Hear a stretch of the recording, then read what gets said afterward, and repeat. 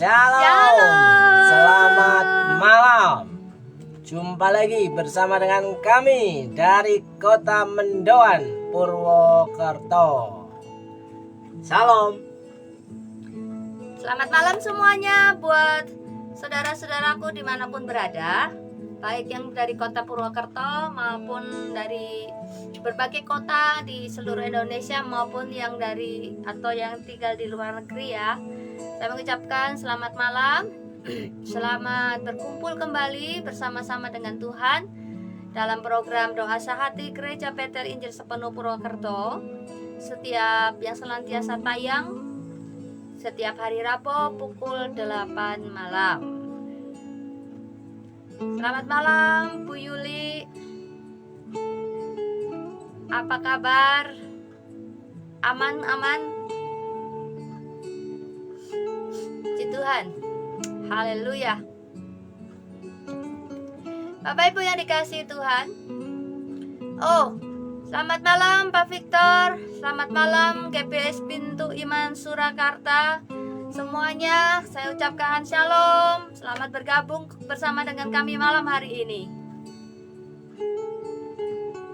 Puji Tuhan. Kiranya kita semuanya diberikan kesehatan hari ini. Kita merasakan pertolongan Tuhan nyata. Apapun kegiatan aktivitas yang kita kerjakan sepanjang hari ini, mungkin malam ini kita sedang merasa lelah setelah kegiatan pekerjaan rutinitas kita hari ini.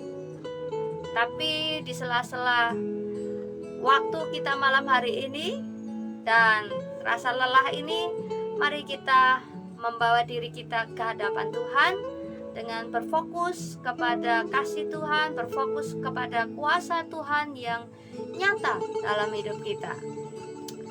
Bapak Ibu yang dikasihi Tuhan, dalam kita menjalani hidup sebagai manusia, kita kadangkala kita merasa gagal ataupun kita salah mengambil keputusan, salah mengambil langkah seperti itu. Dan kita merasa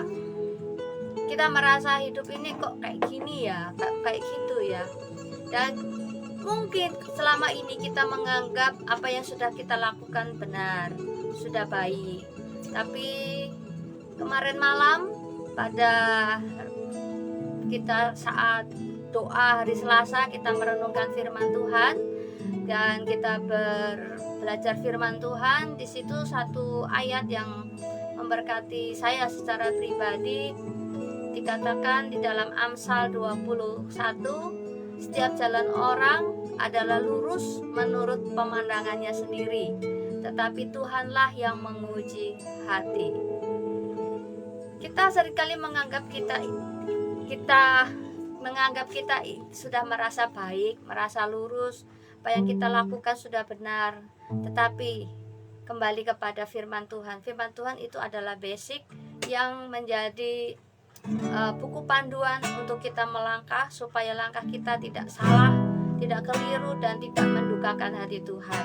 Karena itu malam hari ini kita mau belajar firman Tuhan bersama-sama. Kiranya kehidupan kita dibentuk oleh Tuhan malam hari ini dengan firman-Nya.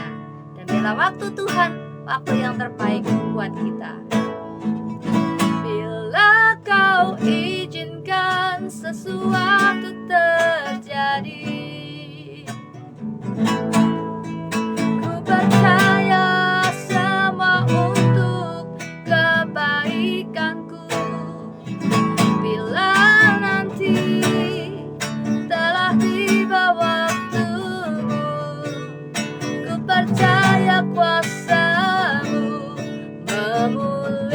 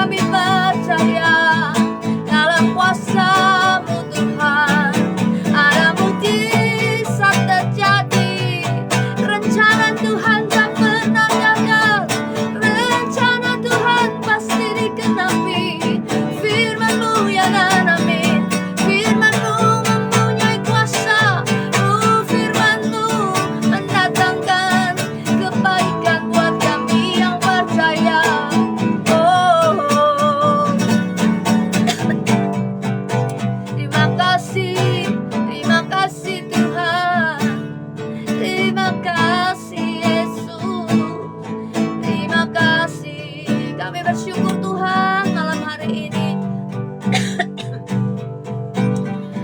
Malam hari ini kami disatukan dalam kasih Tuhan melalui program doa sehati malam hari ini bersama dengan saudara seiman dari seluruh kota di Nusantara ini Bapa.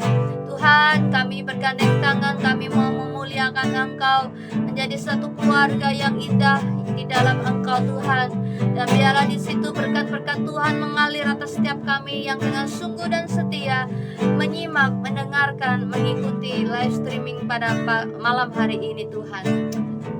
Tuhan, tuntun langkah-langkah kami biar kami berkenan di hadapan-Mu. Kami membutuhkan firman Tuhan sebagai pelita, sebagai terang, untuk kami boleh sadar dan mengerti apakah jalan kami sudah berkenan di hadapan-Mu.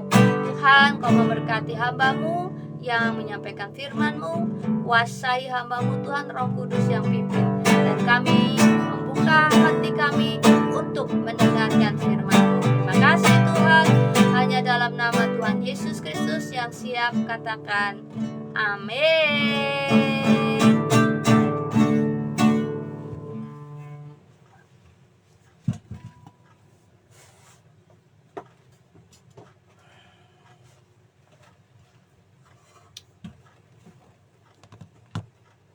Salam semuanya, siapapun saudara yang sudah bergabung bersama kami. Saat ini saya percaya Tuhan sudah punya rencana yang terbaik untuk saudara. Rancangan Tuhan itu indah. Ya, rancangan itu penuh dengan harapan, masa depan yang gilang gemilang. Tuhan tidak pernah merancangkan kecelakaan, tapi Tuhan merancangkan sesuatu hal yang baik dalam kehidupan saudara dan saya.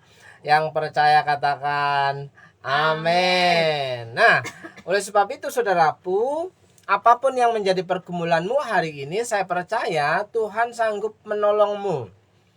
Apapun yang menjadi pergumulan saudara saat ini, Tuhan sanggup mengeluarkan dari segala kesulitan selama kita mau berserah. Nah, kata berserah itu bukan sesuatu yang pasif, tapi sesuatu yang aktif.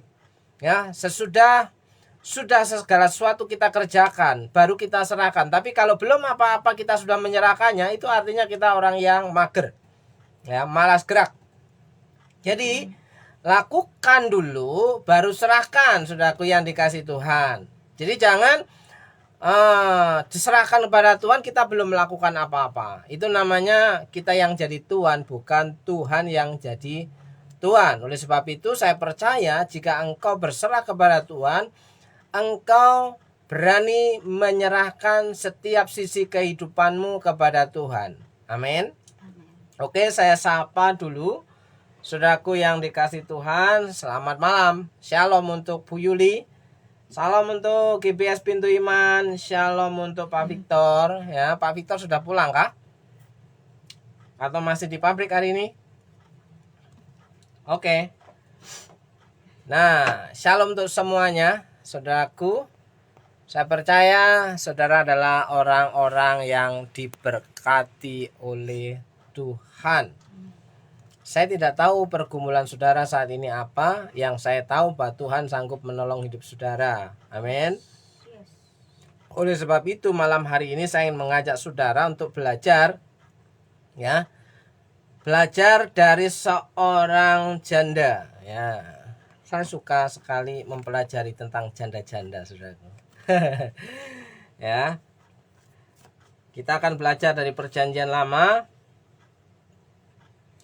Kitab 2 Raja-Raja pasal yang ke-14.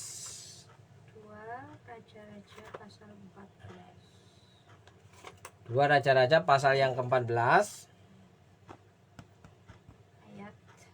Ayat 1 sampai dengan ayat yang ke-7. Ya. Saya mengajak saudara untuk menyimak kisah hidup seorang janda dari seorang nabi, ya. Janda dari seorang hamba Tuhan, janda dari seorang pelayan Tuhan yang setia dalam pelayanan, saudaraku yang dikasih Tuhan. Dan ini menunjukkan bahwa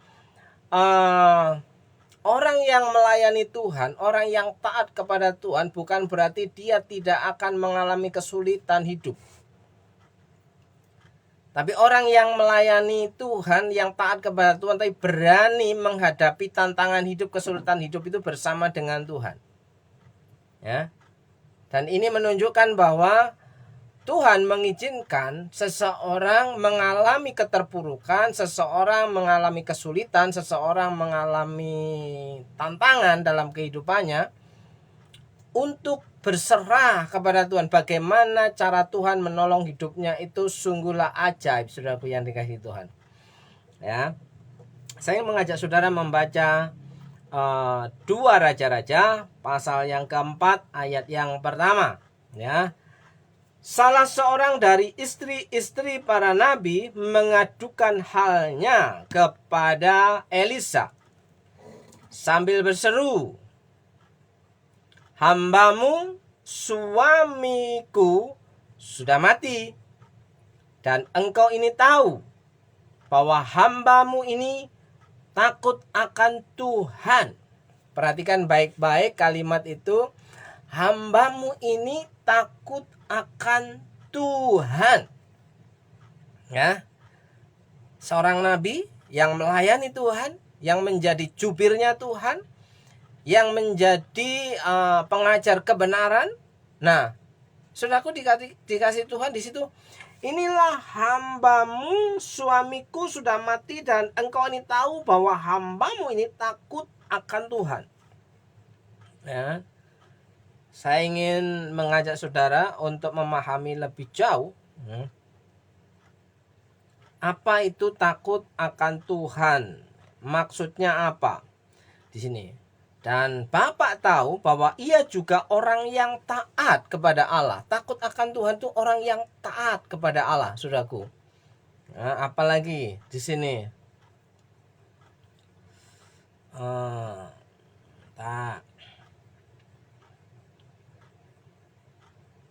Beribadat kepada Tuhan. Nah, takut akan Allah, yang taat kepada Allah, ya, yang beribadat kepada Tuhan, kepada Allah. Terus apa lagi makna padanannya?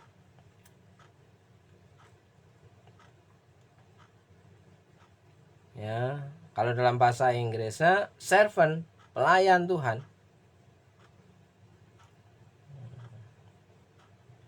Kalau dalam bahasa taat kepada Allah. Dalam bahasa Jawanya ngabekti dumateng Pangeran Yehuwa. Ngabekti, menjadi hamba. Ya kan? Terus padanan yang lainnya dalam versi yang lain, ya, dia yang selalu memuliakan Tuhan. Orang yang takut akan Tuhan, orang yang taat kepada, orang yang melayani Tuhan, orang yang beribadah kepada Tuhan, saudaraku yang dikasih Tuhan, orang yang selalu memuliakan Allah dalam kehidupannya, ya, di situ tidak menjamin bahwa tidak ada masalah dalam kehidupannya. Bahkan di sini sangatlah mengenaskan, saudaraku, ya, sampai harus berhutang. Untuk apa? Untuk makan, ya kan? Hamba Tuhan yang taat setia akan Tuhan, yang beribadat memuliakan Tuhan, yang melayani Tuhan dengan all out, ya, dia masih bisa kekurangan makan. Dan makan pun sampai harus berhutang. Berhutang pun sampai kepada rentenir. Ya, bukankah itu sesuatu hal yang mengenaskan? Nah, perhatikan baik-baik. Hambamu, suamiku sudah mati, dan engkau ini tahu bahwa hambamu ini takut akan Tuhan. Tetapi sekarang penagih hutang sudah datang untuk mengambil kedua orang anakku menjadi budaknya. Ya, bukankah itu rentenir? Hutang jaminannya 2 anak untuk diambil sebagai budaknya, untuk diambil, ya, untuk melunasi hutang-hutangnya, saudaraku yang dikasihi Tuhan. Bukankah itu sesuatu hal yang mengenaskan dalam kehidupan seseorang? Apalagi dikatakan dia adalah seorang hamba Tuhan, pelayan Tuhan, tapi harus berhutang oleh sebab karena tidak bisa makan. Perhatikan baik-baik, ya kan? Melayani Tuhan, jadi orang baik, rajin beribadah, sebisa mungkin memuliakan nama Tuhan dalam kehidupannya, berbuat baik, tapi makan aja harus mengalami sesuatu yang dikatakan paceklik, saudaraku. Hari-hari susah, ya.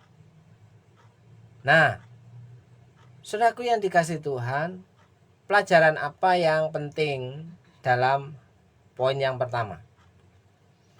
Poin yang pertama adalah bahwa kesetiaan kita kepada Tuhan tidak menjamin bahwa kita tidak ada masalah. Ya, kesetiaan kita kepada Tuhan, apapun masalahnya, kita harus tetap bergantung kepada Tuhan. Ya, kesetiaan kita kepada Tuhan tidak tergantung kepada harta yang kita miliki, kenyamanan yang kita punya, ya, kekayaan yang kita miliki itu tidak menjadi dasar bahwa kita percaya kepada. Ada banyak orang ketika diberkati justru jauh daripada Tuhan. Justru ketika dia menjadi orang gak punya, orang miskin, dia mencari Tuhan dengan sungguh-sungguh. Pagi, siang, sore, malam, pagi, siang, sore, malam, dia datang ke tempat ibadah, datang ke gereja untuk berdoa, untuk mencari Tuhan. Tapi faktanya ketika sudah diberkati oleh Tuhan, dia lari daripada tanggung jawab. Bahkan ketika ibadah pun datang telat-telat. Itu fakta orang Kristen yang notabene takut akan Tuhan katanya. Aku sudah percaya kepada Tuhan, terlalu pede. Orang Kristen yang kepedean, saudaraku. Orang Kristen yang kepedean. Ya kan? Nah, apa maksud dari orang Kristen yang kepedean? Nanti kita lihat, ya. Kita lihat. Di sini kita belajar dari pengalaman seorang janda, seorang istri hamba Tuhan, seorang istri nabi, ya, yang ditinggal mati oleh suaminya. Ya, kalau peribahasa itu harimau mati meninggalkan apa, coy? Belang. Belang. Gajah mati meninggalkan apa? Gading. Kalau orang mati meninggalkan apa? Jenang. Hutang. Loh, ini faktanya. Harimau mati meninggalkan belang. Ya, gajah mati meninggalkan gading, ya, tapi orang mati meninggalkan hutang, ya kan? Tidak ada yang bisa bebas dari hutang. Adakah dari setiap orang yang dikatakan baik dan luar biasa punya kemampuan itu tidak meninggalkan hutang? Minimal hutang budi kepada orang lain, ya kan? Hutang jasa kepada orang lain. Ya kan? Apakah kita tidak pernah dibantu oleh orang lain? Jelas, ya. Keberhasilan seseorang tidak lepas dari andil daripada orang-orang di sekitar. Tidak ada orang yang berhasil dalam kehidupannya dengan sendirian, saudaraku yang dikasihi Tuhan. Ada karyawannya, ya kan? Ada istrinya, ada anaknya, ada suaminya, ada tetangganya, ada supirnya, ada pembantunya. Tidak ada yang bisa orang berhasil itu sendirian. Emangnya dia yang mau mengerjakan semuanya? Oh, alangkah hebatnya dia. Ya. Gini-gini kan usahaku sendiri. Siapa bilang usahamu sendiri? Oh, kamu ditolong oleh pembantu. Kan aku bayar. Iya, bayar. Kalau tidak ada orang yang mau mengerjakan, walaupun kamu bayar dengan gaji ratusan juta, kalau orang tidak mau, apakah engkau akan berkata, aku punya uang? Nggak bisa seperti itu, saudaraku. Saudara menjadi orang yang berhasil dan diberkati oleh Tuhan karena ada orang-orang yang punya andil dalam kehidupan saudara. Berkat Tuhan itu, ya, diperintahkan mendatangi hidup saudara melewati orang-orang, bukan datang dengan sendirinya. Ya kan? Maka hari Minggu salah satu firman Tuhan mengatakan jangan sombong. Resep untuk menuju kehancuran Salah satunya adalah terus saja sombong. Terus saja sombong. Silakan lakukan. Sombonglah, tinggi hati, congkaklah. Saya garansi saudara akan mengalami kehancuran. Bukan ancaman, itu memang tabur tuai. Orang yang sombong sebentar lagi akan jatuh. Sudah banyak terbukti bahwa kesombongan itu menjatuhkan kehidupannya, saudaraku yang dikasih Tuhan. Sekali lagi ya, saya ingin mengajak kembali di sini, saudaraku yang dikasih Tuhan.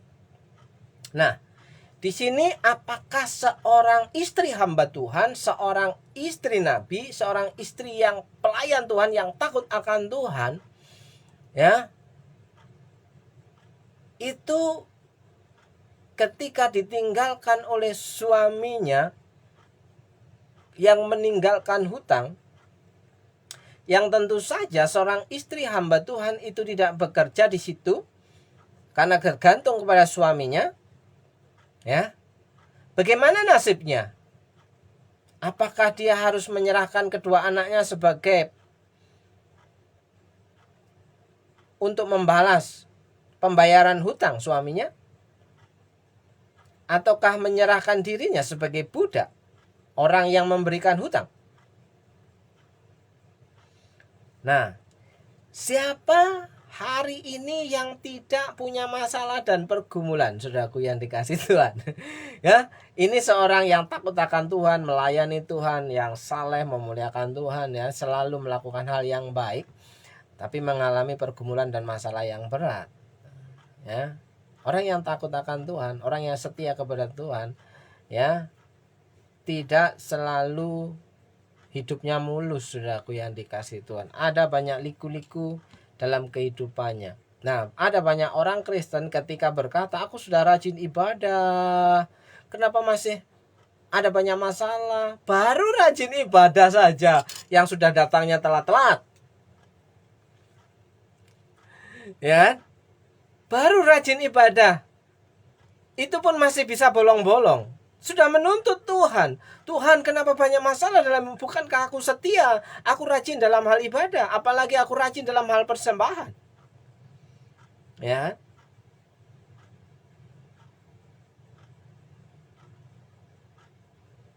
Ada banyak orang Kristen yang tidak apple to apple. Ya. Tidak selalu setiap hari Minggu datang ibadah ke gereja, tapi sudah menuntut Tuhan excellent. Tuhan itu tidak perlu dituntut, sudah excellent, sudah sempurna karyanya. Yang tidak excellent itu kita, orang yang mengaku percaya kepada Tuhan itu yang tidak excellent. Mengaku setia tapi tidak setia, mengaku percaya tetapi tidak percaya, ya. Karena pada suatu ketika banyak orang yang mengaku percaya kepada Tuhan itu tidak punya komitmen, kesetiaannya itu teruji. Apa buktinya? Seberapa penting beribadah, seberapa penting mencari Tuhan dengan kepentingan, keinginannya, kenyamanannya, ya, keluarganya, nafsunya, ambisinya, seberapa penting Tuhan dalam hidupnya. Kalau yang menjadi acuan Tuhan lebih penting dari segala-galanya dalam hidupku, maka semua yang terjadi dalam kehidupan orang yang percaya kepada Tuhan itu ditundukkan kepada kepentingan Tuhan. Apakah mungkin itu bisa? Bisa, asal mau saja. Yang menjadi persoalan kan karena menolak. Gak mungkin bisa, kan orang itu banyak kebutuhannya, kan orang itu banyak pekerjaannya, kan orang itu banyak masalahnya. Siapa bilang orang gak punya masalah? Semua orang pasti punya masalah. Tidak ada yang tidak punya masalah, bahkan banyak orang bermasalah. Betul. Ya. Setiap orang punya masalah, dan bahkan acap kali banyak orang itu bermasalah. tapi menganggap bahwa dia sudah menjadi orang yang paling setia di dunia ini, menjadi orang yang percaya kepada Tuhan. Nah, saking hebatnya orang Kristen itu, saudaraku yang dikasihi Tuhan, sampai berkata, ya, kita kan bisa langsung sama Tuhan. Ya kan? Kita kan bisa langsung berdoa kepada Tuhan. Tidak butuh orang lain, tidak butuh pendeta, tidak butuh siapapun. Kan kita menjadi orang yang imamat rajani, yang langsung berbicara kepada Tuhan. Betul. Tapi apakah persoalannya selamanya bahwa orang yang mengaku percaya kepada Tuhan itu bisa langsung, ya, bisa langsung berbicara kepada Tuhan, tidak butuh orang lain? Bagaimana Tuhan menjawab? Dan apakah orang yang mengaku percaya itu ketika berdoa kepada Tuhan, Tuhan langsung berbicara, "Hei, ini jawabannya"? Bagaimana cara Tuhan menjawab doa? Bagaimana cara Tuhan menolong kehidupan orang yang mengaku percaya, yang berdoa kepada Tuhan secara pribadi? Terus apa peran hamba Tuhan? Terus apa peran pendeta? Apa peran gembala?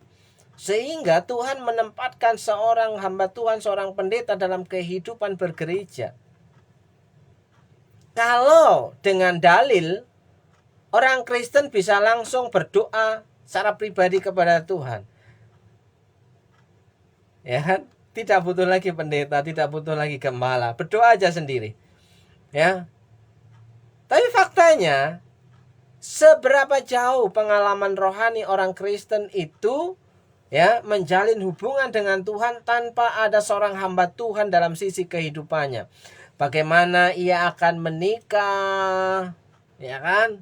Bagaimana ia mati, bagaimana ia lahir, ya? Masa mau dinikahkan oleh bapaknya sendiri? Masa mau mengubur-ngubur sendiri? Masa mau melahirkan sendiri? Masih tidak butuhkah seorang hamba Tuhan? Masih tidak butuhkah seorang pendeta? Tidak butuhkah seorang gembala? Ya, kan bisa langsung sama Tuhan. Hebat kali, bah. Hebat kali orang Kristen itu, ya kan? Bisa langsung sama Tuhan. Betul, bisa langsung sama Tuhan. Tapi di dunia ini Tuhan sudah menetapkan yang namanya apa namanya? Jenjang bertingkat. Ya, kalau boleh dikatakan bahwa ada bagiannya masing-masing, ya. Tidak semua orang dipanggil sebagai hamba Tuhan secara khusus. Kalau begitu, kalau kan kita juga hamba Tuhan. Betul, saudara hamba Tuhan yang harus melayani Tuhan, yang takut akan Tuhan. Tapi persoalannya, saudara tidak bisa melayani sembarangan. Kan aku juga hamba Tuhan, aku mau melayani perjamuan kudus. Oh, wah, siapa yang ngangkat engkau? Persoalannya kan begitu, saudaraku yang dikasih Tuhan. Nah, di sini, saudaraku yang dikasih Tuhan, yang kedua, bahwa orang Kristen itu masih butuh pendeta. Orang Kristen masih butuh hamba Tuhan, pelayan Tuhan. Pelayan Tuhan bukan babunya, tapi pelayan Tuhan adalah pengantara, ya, penyambung lidah antara Tuhan dengan umatnya, dengan jemaatnya. Jadi, saudara siapapun yang ada di mana, berada, bergereja di mana saja, jangan menganggap bahwa hamba Tuhan yang ada di gerejamu, pendeta yang ada di gerejamu itu sebagai pembantumu. Kenapa? Hormati dia sebagai hamba Tuhan, ya kan? Karena Tuhan memakai orang-orang yang dipakainya itu untuk menolong jemaat. Jika Tuhan sudah menempatkan seorang hamba Tuhan, ya, tidak dihargai, tidak dihormatinya, ya, bagaimana mungkin orang yang berada dalam satu komunitas itu bisa menerima berkat Tuhan? Di sini faktanya membuktikan bahwa seorang istri nabi, seorang istri hamba Tuhan, pelayan Tuhan, dia datang kepada hamba Tuhan, seorang pelayan Tuhan, seorang nabinya Tuhan, untuk minta pertolongan. Kalau dikatakan orang yang percaya kepada Tuhan bisa langsung ngomong sama Tuhan, tentunya Tuhan akan ngomong juga langsung sama dia. Kenapa si janda ini yang notabene adalah orang yang setia kepada Tuhan tidak langsung berdoa kepada Tuhan supaya Tuhan memberikan solusi, tapi ia datang kepada Elisa, dan Tuhan memakai Elisa untuk memberikan jawaban atas doa-doanya dan pergumulannya.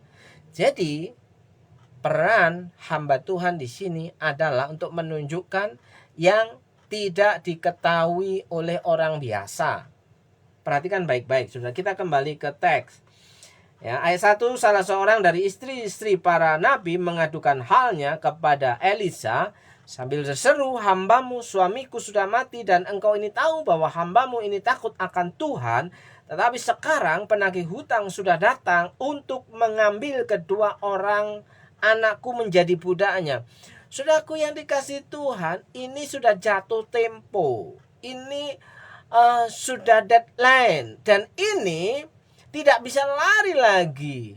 Nah, dalam kondisi yang panik seperti ini, kemana lagi seseorang bisa minta pertolongan? Bukankah ia bisa langsung berdoa kepada Tuhan? Kenapa ia tidak lakukan? Tidak bisa dia lakukan. Dan kenapa Tuhan tidak ngomong langsung kepada dia, yang notabene dia adalah seorang istri hamba Tuhan? Nah, ini menunjukkan bahwa membutuhkan jubir Tuhan, membutuhkan hamba Tuhan, membutuhkan pelayan Tuhan, membutuhkan seorang pendeta dalam kehidupan berjemaat bagi gereja. Ya. Terus di sini ketika janda ini mengalami kesulitan ekonomi, kesulitan keuangan, saudaraku, dia datang kepada Elisa sebagai hamba Allah. Ya, banyak orang berpikir begini, Elisa memang orang kaya sehingga masalah hutang pun harus datang ke Elisa.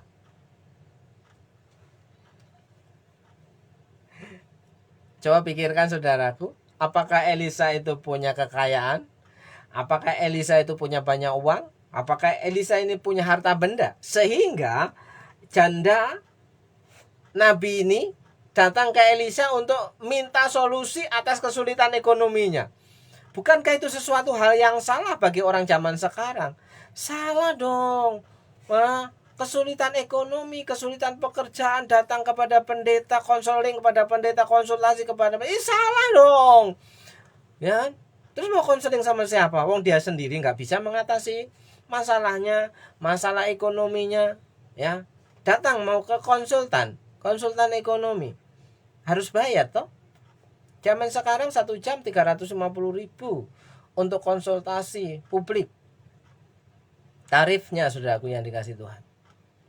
Konsultan pekerjaan, konsultan ekonomi, konsultan manajemen.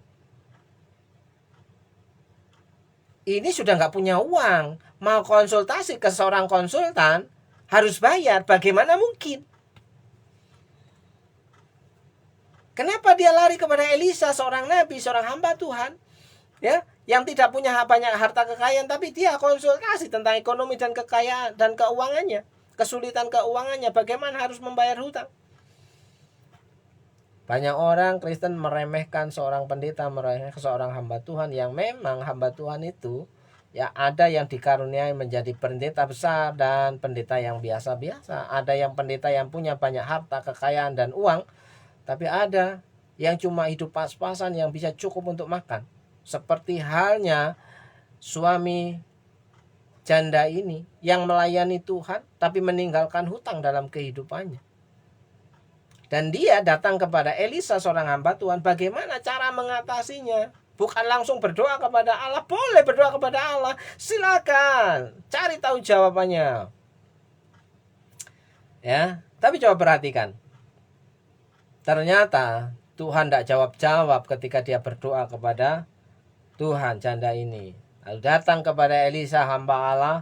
Dia mengatakan, ya, bukankah suamiku itu seorang yang takut akan Tuhan, seorang yang setia kepada Tuhan, melayani Tuhan, memuliakan Tuhan, tapi dia meninggalkan hutang yang banyak, yang besar, ya. Terus apa jawab Elisa? Jawab Elisa kepadanya, apakah yang dapat kuperbuat bagimu? Apakah yang dapat kuperbuat bagimu?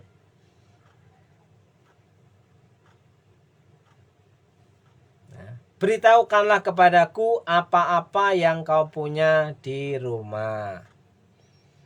Dan Tuhan menjawab pergumulan janda itu melalui Elisa, seorang hamba Tuhan yang tidak kaya,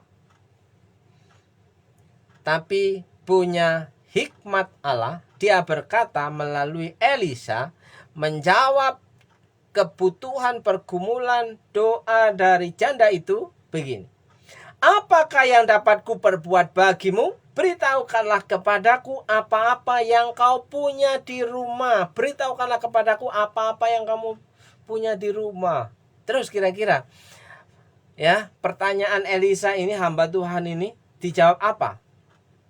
Berkatalah perempuan itu, hambamu ini tidak punya sesuatu apapun di rumah. Mapas, ya, kalau orang Lampung kita mapas, ya. Kalau kita bisa shock. Loh, bagaimana caranya untuk bisa menolongmu? Kamu tidak punya apa-apa.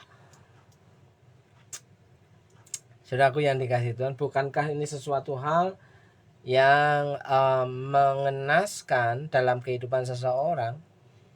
Seorang hamba Tuhan tidak meninggalkan apa-apa, bahkan meninggalkan hutang, bahkan dikatakan di situ tidak memiliki sesuatu pun di rumahnya. Tapi ada sesuatu yang tertinggal, saudaraku yang dikasihi Tuhan. Hambamu tidak punya sesuatu apapun di rumah kecuali sebuah buli-buli berisi minyak. Buli-buli berisi minyak itu bisa 1 botol minyak, bisa dimaknai sebagai 1 bejana kecil yang isinya minyak. Hanya itu yang dia punya. Terus apa hubungannya dengan masalahku Tuhan, gitu kan? Apa hubungannya dengan hutang-hutangku Tuhan? Apa hubungannya sebotol minyak? Hutang apakah bisa untuk membayar hutang? Ya kan? Tuhan selalu punya cara yang ajaib untuk menolong umatnya. Yang percaya katakan amin. Ya kan? Tidak punya sesuatu, yang ia punya hanya sebotol minyak zaitun.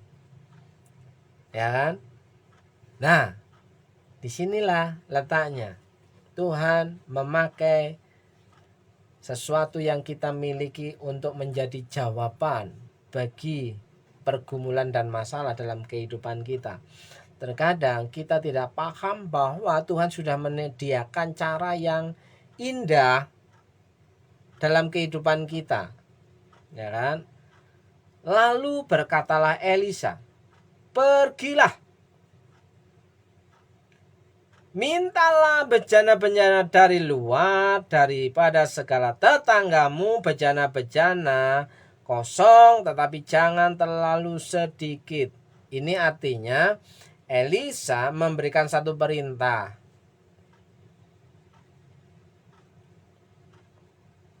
Bisa nggak ngomong, ya, si janda ini, Tuhan, jangan kasih aku beban lagi, aku sudah susah, jangan diperintah-perintah lagi, ya kan? Ini suatu perintah yang harus melakukan usaha. Apa usaha yang harus dikerjakan? Pergilah, keluar dari rumahmu. Apa yang harus dilakukan di situ? Mintalah bejana-bejana dari luar daripada sekedar kamu bejana-bejana kosong. Tetapi jangan terlalu minta, pinjam ke tetanggamu bejana yang besar, yang banyak. Jangan terlalu sedikit, itu yang banyak. Apa maksudnya? Untuk apa botol-botol lagi? Untuk apa bejana-bejana itu? Kok kurang kerjaan amat? Apa bisa menghasilkan uang untuk bayar utang? Kan orang zaman sekarang pasti jawabannya begitu, ya nggak coy?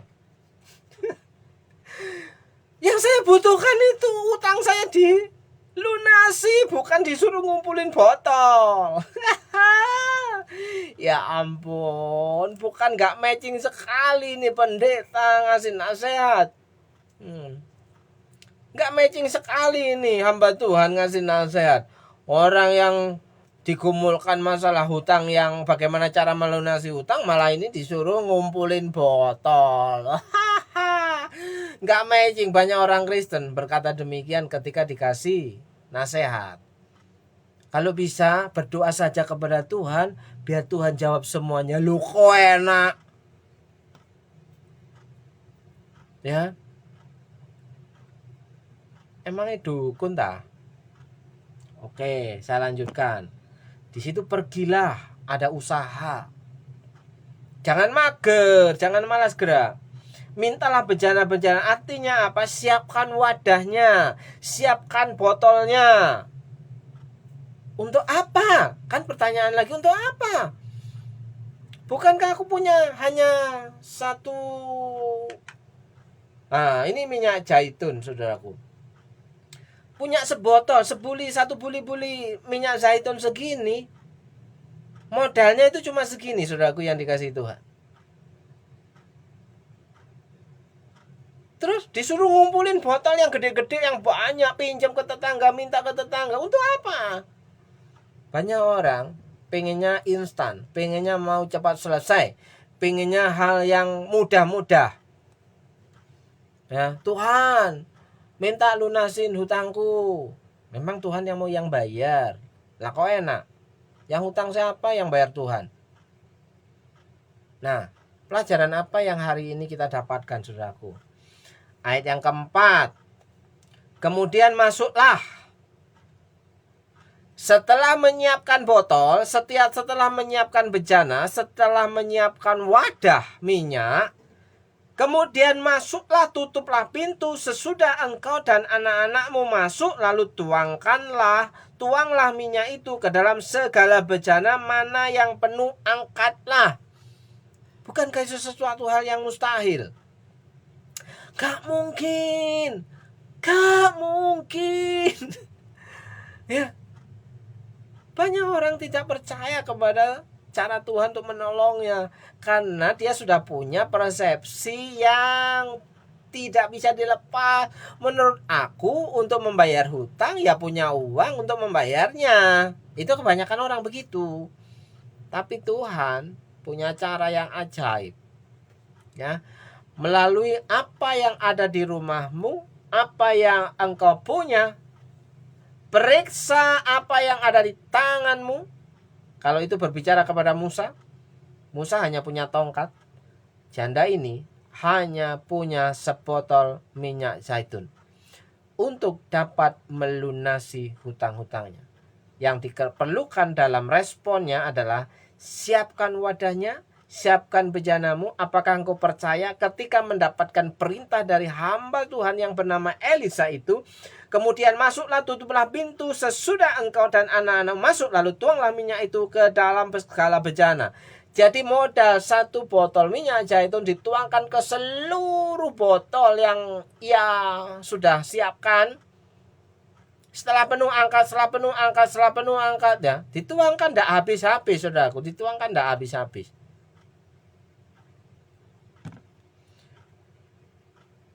Pergilah perempuan itu daripadanya, ditutupnyalah pintu sesudah ia dan anak-anaknya masuk.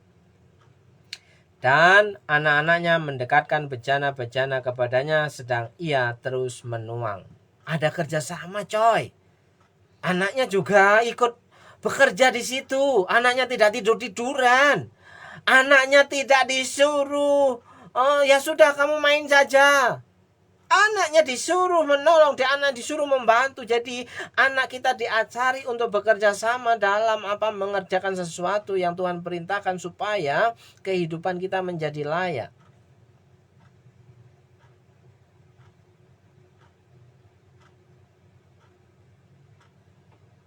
Dan anak-anaknya mendekatkan bejana-bejana kepadanya sedang ia terus menuang. Ayat yang ke-6.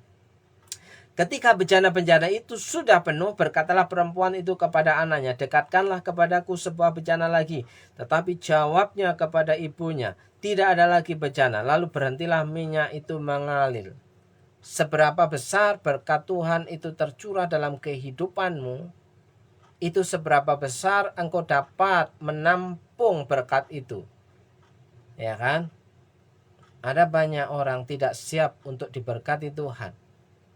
Ada banyak orang tidak siap untuk menjadi kaya. Karena apa? Hanya dihabiskan untuk hawa nafsunya sendiri. Ya. Uang sebesar apa sebanyak apapun ketika ada di tangan dia, ya, akan cepat ludes. Jual tanah, jual warisan, jual apa lagi? Jual aset. Ya, ditukar. Oh, aku pengen sepeda motor, aku pengen kalung emas, aku pengen gelang emas. Loh, gak salah ta?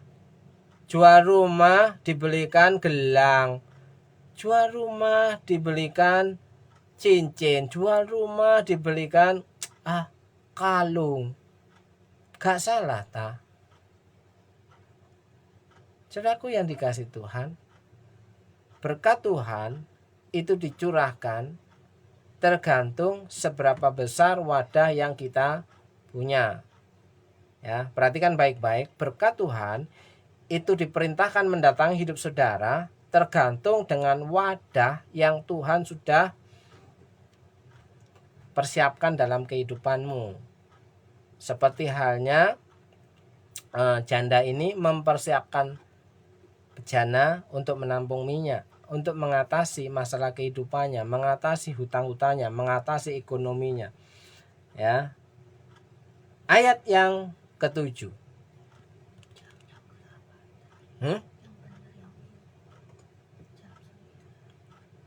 Oke, ayat yang ke-7.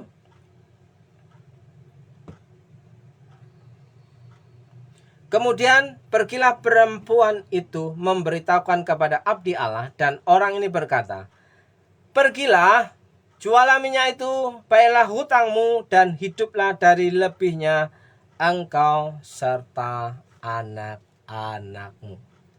Saudaraku yang dikasihi Tuhan, betapa pentingnya peran hamba Tuhan di situ, ya.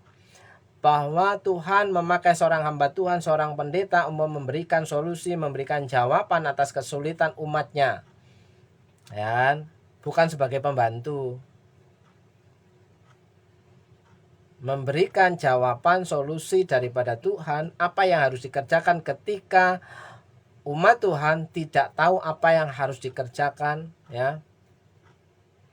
Di situ dikatakan, ya, pergilah, jualah minyak itu, bayarlah hutangmu, dan hiduplah dari lebihnya engkau serta anak. Bukankah itu solusi daripada Tuhan melalui hamba Tuhan, saudaraku?